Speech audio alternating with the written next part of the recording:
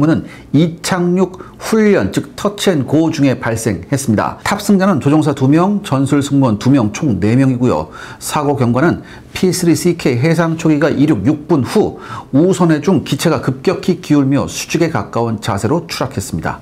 당시 기상 조건은 양호한 상태였고요. 사고 1분 전까지 관제탑과 정상 교신이 이루어졌고 비상 상황 언급은 없었습니다. 영상을 보시면 아시다시피 기체가 우선회 중 우측 날개가 지면을 향하며 급격히 기울어서 조종석이 바닥을 향한 채로 추락했습니다.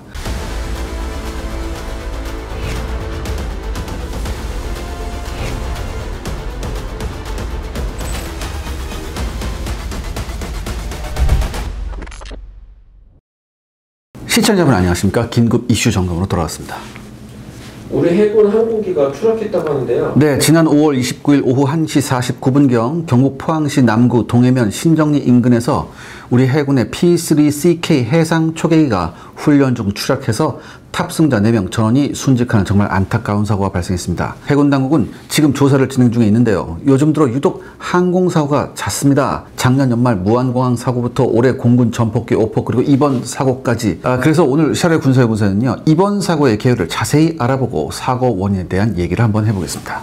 일단 사고 개요부터 말씀해 주세요. 네, 사고 기종은 P3CK 해상 초계기입니다. 미국 로키드 마틴이 제작했고 1966년형이죠. 임무는 이착륙 훈련, 즉 터치앤고 중에 발생했습니다. 탑승자는 조종사 2명, 전술 승무원 2명, 총 4명이고요. 사고 경과는 P3CK 해상 초기가 이륙 6분 후 우선회 중 기체가 급격히 기울며 수직에 가까운 자세로 추락했습니다. 당시 기상 조건은 양호한 상태였고요. 사고 1분 전까지 관제탑과 정상 교신이 이루어졌고 비상 상황 언급은 없었습니다. 영상을 보시면 아시다시피 기체가 우선회 중 우측 날개가 지면을 향하며 급격히 기울어서 조종석이 바닥을 향한 채로 추락했습니다. 사고기는 2010년 미국 해군에서 퇴역한 기체를 개조해서 도입한 건데요. 최근 정비 이력은요, 2021년 2월부터 8월까지 한국항공우주산업 카이에서 창정비 수행을 했고요. 그리고 예정된 다음 창정비 계획은 2025년 올해 연말이었습니다. 이 사고로 동일기종 즉 P3CK 전 기체의 비행이 중단됐고요. 해군은 사고 원인 규명을 위한 감식 작업 및 음성 녹음 저장 장치 분석을 진행 중에 있습니다. 순직 장교들의 연결식은 지난 6월 1일 대전 현충원에서 거행됐습니다. 이게 1966년형이라고요? 원래 우리 해군은요, 90년대 중반에 직도입으로 P3C 8대를 도입했습니다. 이게 워낙 베스트셀러였긴 하지만 워낙 오래된 기종이기 때문에 우리가 도입할 때 로키드 마틴의 P3C 생산 라인을 다시 복원시켜야만 했었죠. 이 복원 비용도 우리가 감당했어야 했었습니다. 그래서 대당 거의 700억 원이라는 막대한 예산을 집행했었습니다. 참고로 일본은 생산 라인이 중단되기 전인 1990년까지 세대를 직도입했고 무려 99대를 라이센스 생산해서 총 102기를 지금까지 운영 중에 있습니다.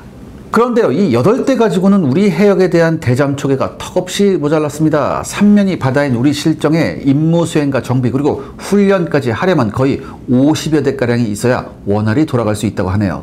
일본이 괜히 100대나 도입했겠습니까? 따라서 이때 도입된 P3C는 엄청난 혹사에 시달렸습니다. 일반적인 임무 강도의 3배 수준이라고 하는데요.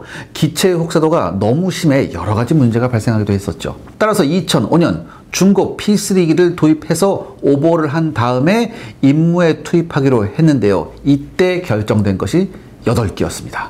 그런데 아까 말씀드렸던 이 로키드 마틴에서 P3C 라인은 없어진 상태였죠. 그래서 미국이 잉여 기체로 보관 중인 P3B를 들여와서 P3C로 개량하기로 한 거죠. 이것이 바로 P3CK였습니다. 중고 기체를 들여온 건가요? 네, 중고도 상태가 괜찮으면 얼마든지 정비해서 쓸 수 있는데요. 문제는 이때 추가로 들여온 8대의 상태가 굉장히 안 좋았습니다. P3 기체는 원래 여객기인 L188 엘렉트라를 초계기로 개조한 것인데요. 추가로 들여온 일부 기체는요, 여전히 L188의 마크가 찍혀 있었더라는 카더라가 전해질 정도였죠. 이미 미 해군에서 약 25년간 운영된 이후 사막에서 거의 20년 가까이 사막의 잉여 기체 보관 장소에 있었던 기체를 들여온 건데요. 이런 기체를 사막에 놔두는 이유는요, 건조한 기후 때문에 연평균 습도가 10% 내외로 매우 낮아서 부식 방지에 최적화되어 있기 때문입니다. 또한 딱딱한 사막 토양 덕분에 별도의 콘크리트 없이도 기체를 안정적으로 보관하기 가능하고요. 무엇보다 사막이란 특성상 넓은 공간을 제공해서 군용기 수천 대를 장기 보관할 수 있기 때문이죠. 군용기를 장기 보관하는 만큼 기체 외부 및 엔진, 입구, 센서 등을 특수 실리콘 비닐 등으로 밀봉하고 햇빛 반사를 위한 흰색 코팅 처리를 한다지만 이것도 완벽한 조치는 아니었습니다. 그래서 세월이 흐르면 이것도 사실 좀 많이 상해요. 아무튼 추가로 들여온 8기 중 7기를 국내 업체인 카이가 오버홀 했는데요. 오버홀이란 모든 부품을 완전히 분해한 후 문제가 되는 부품은 새 것으로 교환하는 작업입니다. 여기에 엔진을 새로 갈아 끼워 넣고 기골도 보강했다고 했는데요. 당시 카이 관계자의 말을 들어보면 기체 상태가 엄청나게 안 좋아 그야말로 개고생을 했다는 후문이 있습니다. 얼마나 오래된 기체였냐 하면요. 기체 내부에 여객기 시절에 쓰던 재떨이가 그대로 있는 정도였다고 합니다. 그러니까 이걸 들여와서 8대를 오버홀해서 P3CK로 명명하고 2010년부터 임무에 투입한 거죠. 그런데 이번에 사고가 난 항공기가 바로 P3CK, 즉 추가로 들여와 오버홀한 기종이었습니다. 시청자 여러분들의 구독과 좋아요는 영상 제작에 정말 큰 도움이 됩니다. 여러분들 부탁드리겠습니다. 구독과 좋아요. 사고 원인을 가져볼 수 있을까요? 네, 이게 아까도 말씀드렸듯이 기체가 이륙 직후 우선의 중 우측 날개가 지면을 향하며 급격히 기울어 조종석이 바닥을 향한 채로 추락했는데요. 먼저 엔진 개통에 문제가 있을 수 있습니다. 일부에서는 엔진이 4개인 항공기가 엔진 하나가 이상하다고 해서 추락을 한다는 것은 이상하다는 말을 하는데 이것은 사실관계를 좀 더 명확히 해야 할 필요가 있습니다.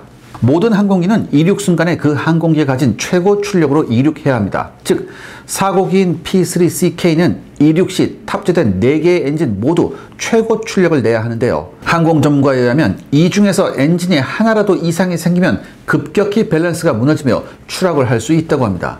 저 개인적으로는 엔진 문제가 가장 유력하다고 보는데요. 이게 새 엔진으로 넣었다고 하지만 이게 벌써 20년이고요. 새로운 오버홀이 얼마 안 남은 상태였습니다. 이런 기체들이 주로 훈련이 많이 쓰이거든요. 문제는 이게 해상 초객입니다. 그렇기 때문에 소금기가 엔진에 굉장히 많이 유입돼요. 아시다시피 모든 엔진의 소금기는 쥐약인데요. 엔진의 상태가 그렇게 좋다고 할 수는 없었을 겁니다. 하늘에 떠있는 비행기가 소금기를 걱정한다고 하면 의아해하실 분들이 계실 텐데 우리나라의 P3C 계열 초계기들은요 유독 저공 비행을 많이 합니다. 왜냐하면 정찰할 때 북한 레이더에 탐지되는 것을 피하기 위해서 저공 비행의 비율이 특히 높은 편입니다. 그리고 아무래도 저공 비행을 많이 하면 소금기 외에도 진동도 되게 심하거든요. 그렇기 때문에 엔진에 결코 좋다고 볼 수 없죠. 더군다나 엔진 자체가 단종된 엔진이라 부품 수급에 굉장히 많은 어려움을 겪었다고 하고요. 현실적으로 재생 부품을 많이 쓰고 있다고 합니다. 두 번째는 조종 개통의 문제인데요. 언론 보도에서 이근영 한국교통대 항공운항과 교수는요. 엔진 개통의 문제보다는 조종 개통의 문제일 가능성이 조금 더 높다며 항공기의 고도를 조절하는 승강타 즉 엘리베이터 부분에서 문제가 생겼을 수 있다고 분석했습니다.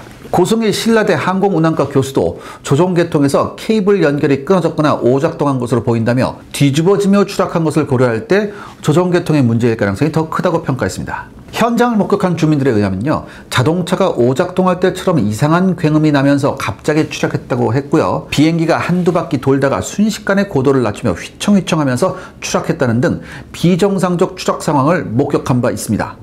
즉 기계 결함에 따른 추락 가능성을 뒷받침하는 건데요.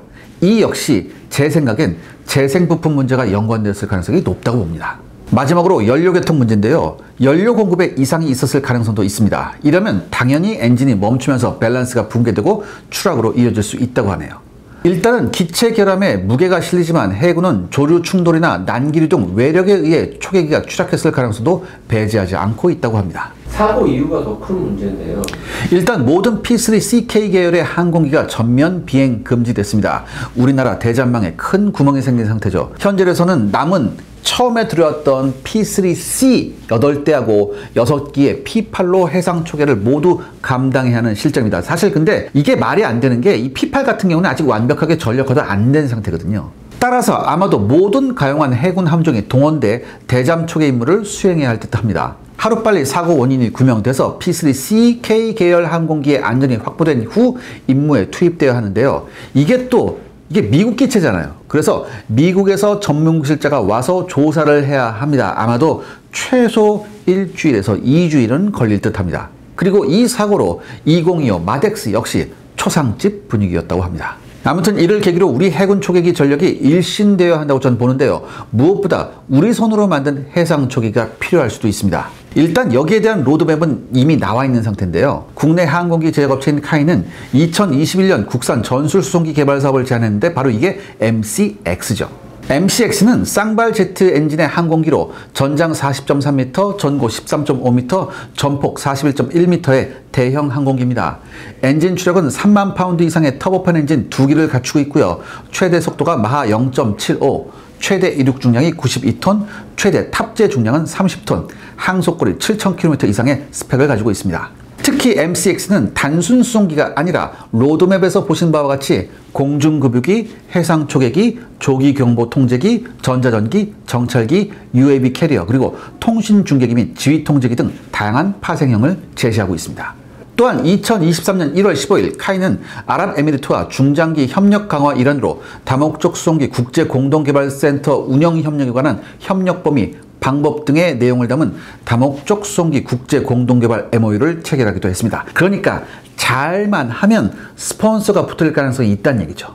물론 우리가 후발주자라 수송기 레드오션 시장에 뛰어들 필요가 없다는 의견도 있지만 미래 전략 산업 육성 그리고 우리 군 내부의 만만치 않은 수요를 감안할 때 한 번쯤은 심각하게 고려해 볼 수 있는 사안이라고 생각됩니다. 사고 난 것은 어쩔 수 없지만 이 이후에 우리가 어떤 목표를 갖고 우리 군을 더욱 현대화, 미래화해야 하는지에 대한 수준 높은 의견을 모아야 할 때입니다. 아울러 이번 사고로 순직하신 고 박진우 중령, 고 이태원 소령, 고 윤동규 상사, 고 강신원 상사 이 네 분의 명복을 비며 유가족 분들께 심심한 위로를 전하는 바입니다.